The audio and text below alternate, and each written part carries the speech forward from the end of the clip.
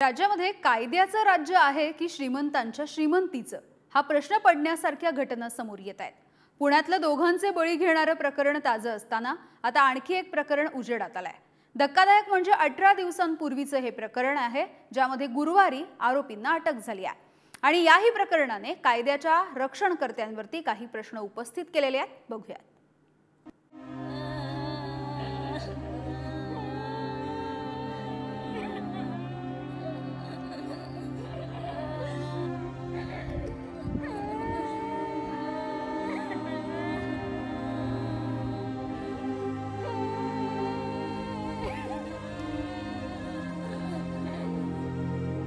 दुःखाचा डोंगर कोसळणं काय असतं हे सांगण्यासाठी हे रडणं, हे हुंदके आणि या थरथरणाऱ्या हातांमधले हे 3 फोटो पुरेसे आहेत। फोटोमध्ये दिसणाऱ्या या आहेत वत्सलाबाई आणि ही 2 मुलं, 8 वर्षांचा सोहम आणि 2 वर्षांचा सोमेश। या तिघांसोबतच वत्सलाबाईंचा भाचा लक्ष्मण सुद्धा आता या जगात नाहीये। एका अपघातामध्ये या चौघांचा मृत्यू झाला। त्याच घटनेने दिलेली ही हळहळ, जी कधी हुंदक्यांमधून बाहेर पडतीये तर कधी अश्रूंमधून। दुचाकीवरून जात असताना त्यांच्या दुचाकीला एका भरधाव कारनं उडवलं आणि या चौघांनी आपला जीव गमावला।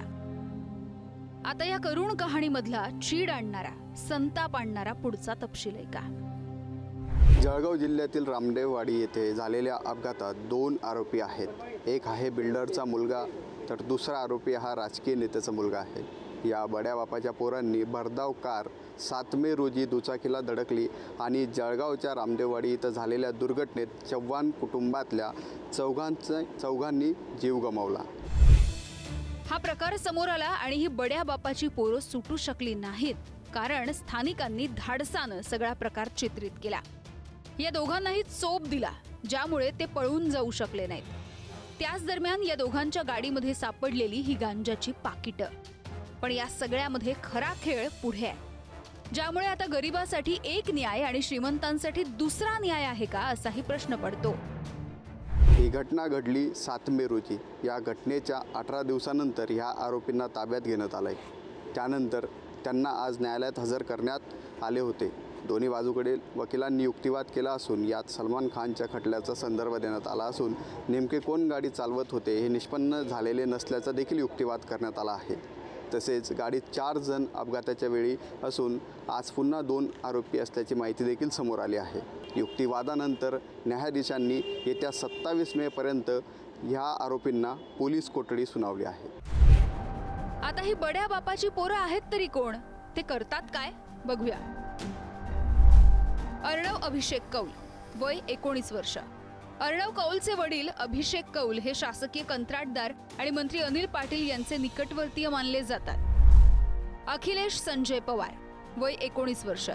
राष्ट्रवादी काँग्रेस अजित पवार गटाचे जिल्हाध्यक्ष संजय पवार यांचे पुत्र। गंभीर बाब ही आहे की पुण्यामधलं प्रकरण ताजं असताना आता या प्रकरणावरती प्रकाश पडलाय। यामध्ये ग्रामस्थांनी आंदोलन करून झालं। खडसेंसारख्या ज्येष्ठ नेत्याने कारवाईसाठी उपोषणाचा इशारा देऊन झाला आणि त्यानंतर ही अटक झाली आहे आणि आता पोलीस म्हणतायत आम्ही कारवाई करतोय।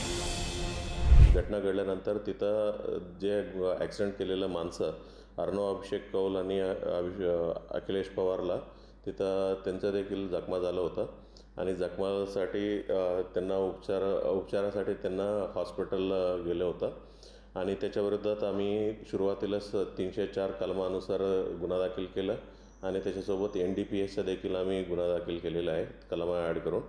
आणि आत्तापर्यंत त्यांना उपचार घेत होता आणि आज त्यांना डिस्चार्ज झाल्यावर दोन्ही आरोपींना आम्ही ताब्यात घेतलेलं आहे। पुण्यामधल्या पोर्शे कारने घेतलेले 2 बळी असोत किंवा जळगावातल्या श्रीमंतांच्या पोराच्या गाडीने घेतलेले 4 बळी असोत, या घटनांपेक्षा या घटनांच्या नंतरची न्यायासाठीची प्रक्रिया चिंता निर्माण करणारी आहे, संशय निर्माण करणारी आहे आणि संभ्रमही निर्माण करणारी आहे।